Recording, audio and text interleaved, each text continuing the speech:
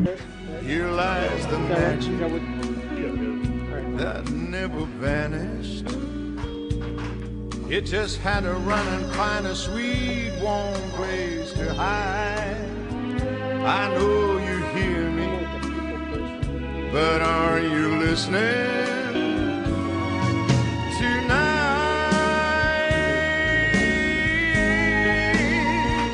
I know you hear me, but are you listening tonight?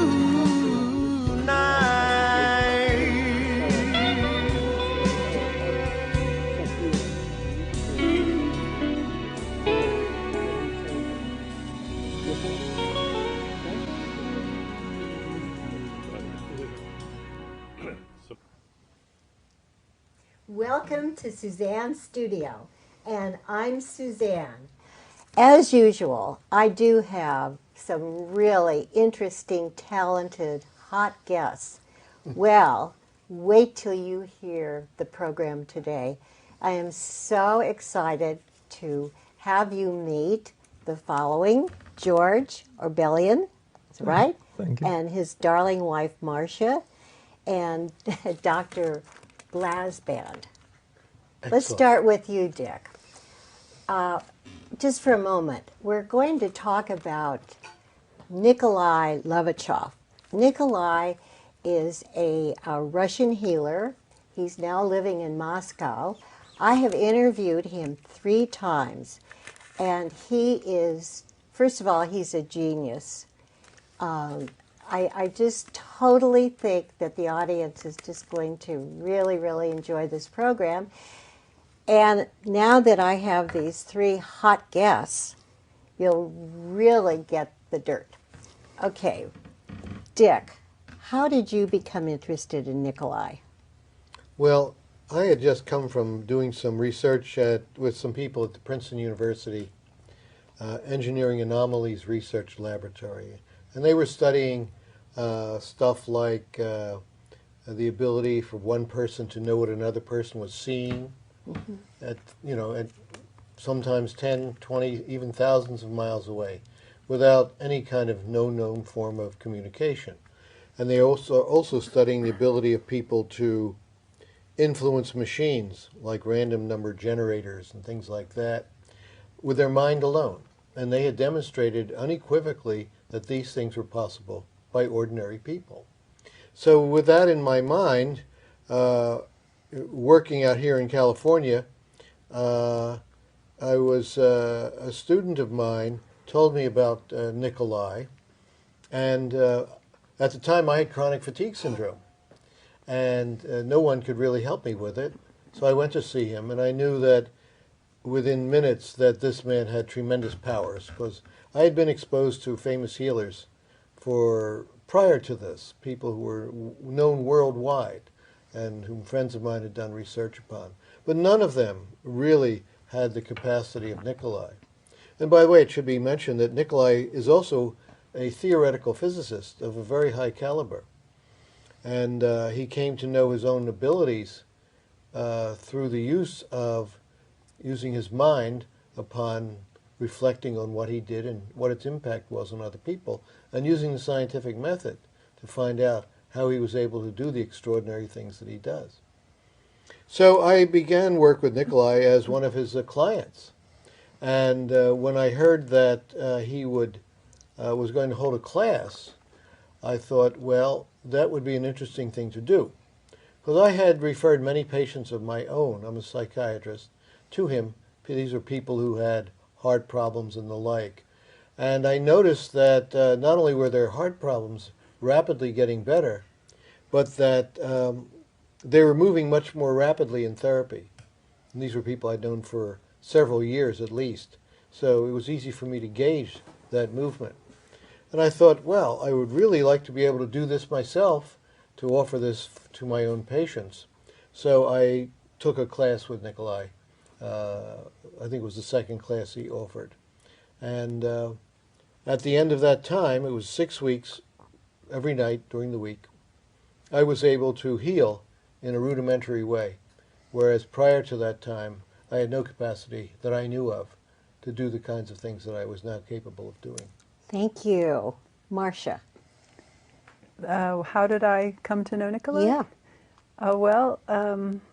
He was invited to come to this country by my mother-in-law, my husband George's mother, and it just happened that he ended up staying with us when he first came here. He had no place to stay arranged.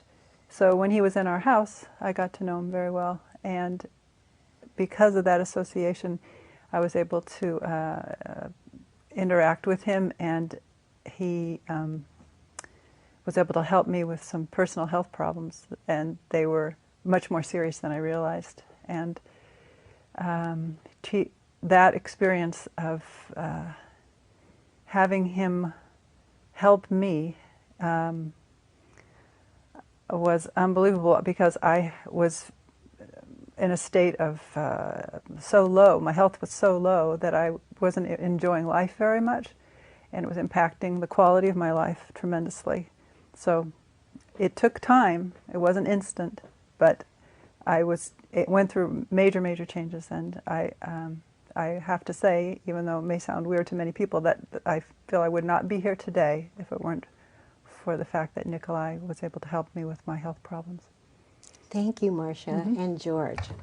Well, when Marcia and I were married, shortly thereafter we had twin boys. And in about 1990, when the boys were 4, my mom had been pained by a bad leg and hip. And being a doctor trained in Russia, she knew that she would be healed in Russia ultimately. And she was introduced on a business trip with my father to Nicolai. And in one session, he was able to help her walk normally. And she stayed on with my brother, who lives in Moscow, was conductor of the Moscow Chamber Orchestra. And she would call Marcia and I at 3 or 4 in the morning because of the time change and say, George, you have to meet this guy, Nicolai. He knows so much, and you're going to just love him when you meet him, and it's really exciting, and we're staying up late and talking, and she was so excited about it that I said, well, you know, Mom, there's no way we're going over there with the twins, with perestroika going on and all of that. And I go, so invite him to come here. And she did, and we met him. And I picked him up at the airport on New Year's Eve. And as we were driving home, I asked Nicolai in Russian, I said, Nicolai, what is it that you do? How do you heal people? How do you help people? And he told me in Russian, that he regenerates tissue. Well, in Russian, the word for regeneration is regeneraция. It's very close to the word in English. And so then I asked him, I go, well, how do you do that? And he goes, well, that's a longer story, and that's how I started working with Nicolai. From that moment on, I was hooked. I wanted to find out how he did it. And how many years were you students of Nicolai's? I'm still a student. You're still a student. Do you call him? Yes. And he can really help you on the phone? Yes, and he's taught us a lot. Actually, Dick and I worked with him on helping edit the English version of his first book, The Final Appeal to Mankind, and we took courses from him, and it's been an extraordinary experience that changed my life. How has it changed your life, George? Oh, in a number of ways. I'm very mechanical in the way I approach things. I used to build racing motorcycles. I wrote a book on surfboard design. And in every one of the disciplines I've approached, I wanted to understand why. How does it work? What's the system involved? And Nicolai was the first person that I came across that really explained everything. And I have to say that in 15 years of asking him thousands of questions, there was never a time when he backpedaled, changed his story. Everything dovetailed, from the beginning of how creation occurred and what life is, and how life is an actual part of ecosystem development on planets, and that there's billions of planets with life on them, and what the spirit is, and the difference between living and non-living matter, and so many questions that he asked me that, you know, ranged on philosophy and physics. One of his favorite quotes that he shared was, "You should know geology and philosophy and everything in between." That's pretty difficult to do. But would you say, George, that he really changed your whole persona? Your personality and your body and everything? Yes. Yes. I used to do a lot of surfing. I still surf. I've been surfing for 35 years. And when I went surfing, I'd get out of the water. In San Francisco, it's cold water, so you're wearing a wetsuit, and I'd often be just exhausted afterwards. You'd surf for an hour and a half to 3 hours, and you'd have to eat, rest, warm up. Whereas when I went on mountain bike rides, you could ride for 3 hours and you felt energized. And so after I started working with Nicolai and translating for him, sometimes I'd walk into his house after surfing, and even though I'd showered and changed, he'd ask me, "Did you go surfing today?" And I said, "Yeah, I did." The days I went mountain bike riding, when I also showered and changed, he never asked me if I went surfing.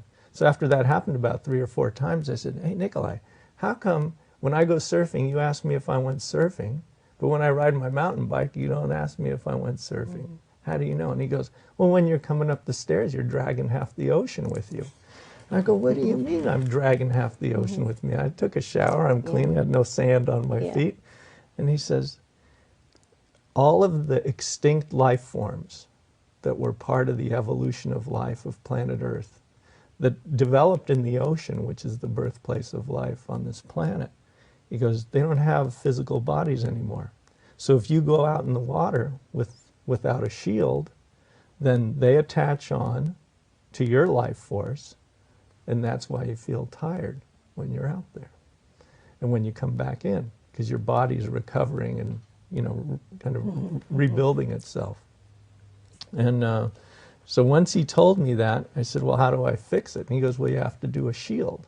I said, "Well, how do I do a shield?"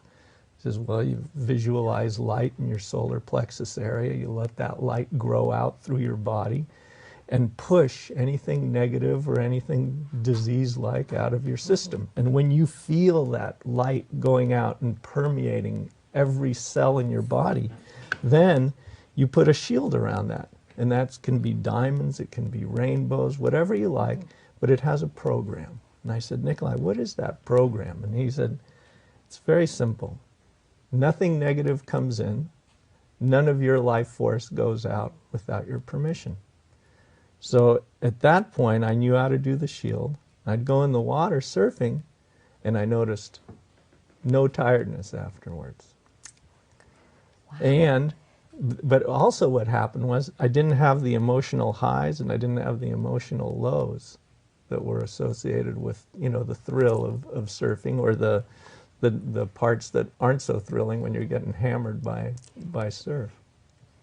Well, that's quite that's a lot of evidence. But most people don't really believe that anybody can do what Nicolai does. How? Well, on one of the shows, I went to see Nicolai. I'm just crazy about him. He is so different. And he knew that I had my arm broken, and he knew right where it was, in my shoulder. I've said this on the show before, but I said, "Oh, Nicolai," he said, "Do you want me to do something?" I said, "Oh, no. I was just there, you know, talking to him about something else." I mean, I didn't want to impose upon him. Well, why not? Okay. So in just a few minutes, I could only raise my arm about like that. And I said, "Oh, Nicolai," I said, "I can't, you know, forget it. The doctors told me that I'd never be able to fluff up the back of my hair or anything." So he worked on it a couple of times, you know, and he said, "How's that?" And I said, "Oh, it hurts." So he did some more. And pretty soon, it went all the way up. And I told those wretched doctors, But they said, this is just all in your mind. How do you, how can you educate people to someone like Nicolai, who's a master? He's a genius. Well, he's more than a genius, right? But how do you go about that to educate people? Well, I think one of the things that people would have to do, say, is read his books, because the books are created in such a way that they start with very elemental things and they build. And the other thing is that they're programmed really by Nicolai, so that the more you read and understand, the more you'll be able to understand later on. And in my mind, that's certainly the best way, because you have his influence actually working on the reader himself. Are these books available readily? No. There are some that you can get in Russia, but the ones that he wrote here were self-published. And I think he's trying to set it up so that you can get them, subscribe to them on the web. But that hasn't been achieved yet. Oh, that would be very good. Because But you can read some of his stuff in English on his website, which is levashov.info. Oh, I didn't know that. Yeah, Levashov.info. And there you'll find exposition of some of his ideas in different languages. You just click on the British flag and you will get an American or an anglicized version. This is what I'm so intrigued about. When I met Nicolai, I knew he was really different. I mean, really different. And my deceased husband, who was a judge, he said, I don't want to go up there. I don't believe in that. I said, oh, please, please. So after about half an hour talking to Nicolai, my husband said, my God, he said, this guy is kind of believable. I mean, I never thought that George would feel that way. But the thing is, and now I believe in Nicolai, and Grace, much more, has loaned me the book, and I read the book every night. I mean, I haven't gotten past the introduction, but, because I see all those graphs and stuff. I mean, you have to be a physicist, because he is a physicist. Why was he born that way? How was he born that way? Well, George? as far as his spirit is just very evolved. And he was also knowledgeable of that fact and developed himself. He was a very serious student, and he took advantages of the educational system in Russia, which is one of the top in the world. And he really looked under every rock and asked the hard questions. And I remember a story he told when he was in school, and he was asking his biology teacher at the university level now, why cells change. Why do some cells become bone tissue and some cells become neurons and some cells become, the heart muscle? And, the teacher tried to explain it with a simplistic explanation, and Nicolai said, that's what they told us in the 7th grade. Don't you know anything more that you can give me insight with? And then the teacher said, well, don't ask me questions that only God knows the answer to. And to Nicolai, that wasn't a satisfactory answer, and he's a scientist in the truest sense of the word. He just continues to search until he has an answer that makes sense, not only as an individual point, but also about everything else fitting together with it in a system that can explain life. So it is scientific. There is evidence. And I use the word evidence. That's very important. In what way? How would you Well, it's important to explain understand that this is not just something which, that his science, the discoveries that he's made, some of which dovetail with what we already knew, but many which are, really original, startling innovations, that this came not just spouted out of his head, some guy sitting down and, making all of this up, but it was a result of years of work and of study, and as George mentioned, asking the hard questions and attempting to find the answers. And in that, he used his remarkable clairvoyant abilities to see into matter and into life in a way that most people can't, but also used scientific logic and scientific method in order to come to his conclusions. It's a vast, deep body of knowledge. Do you think he's from another planet? I think that that the spirits which make him up, which are part of him, probably have come from other planets. George, you may know more information about that than I do. Well, I just think the world would be a better place if there were more spirits like his on this planet. Yeah. Could that happen? I think it's happening. Do you? Yes. But who's learning this, George? Nicolai's sharing his knowledge all the time with people on a telepathic level and children, and it's his plan and mission to do that. That's why the title of his book is The Final Appeal to Mankind. What is he doing now in Moscow? He's just moved back there and getting reacquainted with old friends and family, and getting back to work, building a new base there. Grace says he goes into the hospitals and helps some of the patients, or whatever patients I'm sure that he has contact with. I haven't spoken to him about that in particular, so I wouldn't be able to comment. Yeah, Grace calls him. Do you call him Dick? 3 times a week. Really? What do you ask him? Could you tell us something Yeah, personal? can you fix this? Well, you see, once I was healed with the chronic fatigue, I wanted to continue working with him and have my spirit evolved, because he can do that, to the point where I become a more effective healer. So I've continued to work with him, as I said, 3 times a week, in order for him to help me do that. Marcia, how do you use all the knowledge you have now? Since I don't practice healing, although I've attended his classes, I try to use his knowledge to help me improve the quality of who I am, and which affects the quality of my life and people around me. And it's very important to use the knowledge I've gotten from him to make every decision in life, every minute. There's something you can be present about and conscious of that'll help you be a better person, and that moment be the best moment it can be, because we really do have that ability to affect the quality of our life and the experience we're having. And you're a dancer and an educator? Well, I used to dance.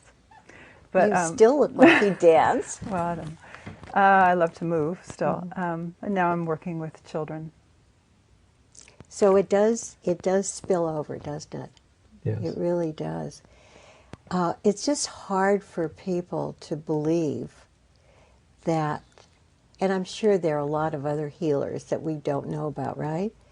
But it's so hard. They think it's just a bunch of nonsense, magical stuff that, self-hypnosis, that you can do it yourself. But you can't. I mean, without the aid of someone who really is a healer. Don't you agree? Well, the important thing is to know is that you can only understand what you've been evolved to understand. When you were a child, I mean, there were many, many things that adults around you understood that you could not understand. And you evolve, you change, and as you become an adult, you can now understand those things. Well, there are many different levels of evolution that a person can go through while they're here, incarnate on this planet. And as you evolve yourself by one way or another, with Nicolai it's very rapid, you can understand more, and you can understand more of his stuff. There were things that he taught us as a class that it took me 10 years to understand. all of a sudden one day I was reading some of his material. He says, "Oh, that's what he meant by that." Mm-hmm. And the reason I couldn't understand it before was that I simply didn't have, the apparatus to do that. Mm-hmm. And I'm sure that there are many, many other things, that he's written about that I don't understand now, that I may never understand, before I die. Yeah, because we're all born with a certain amount of brain power, really. Like, why are some people musicians and some people are, great intellectuals? Why is that? That people are so different with our brains. It's because the spirits are different. That's an important point.